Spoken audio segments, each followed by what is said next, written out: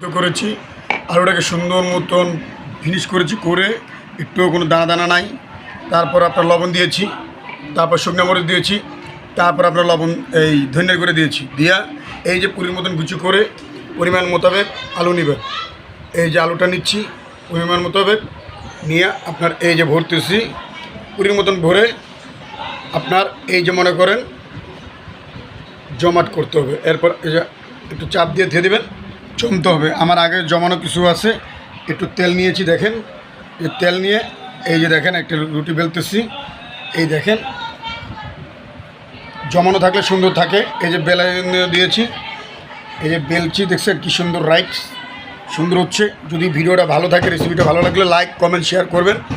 এই যে বানিয়েছি এখন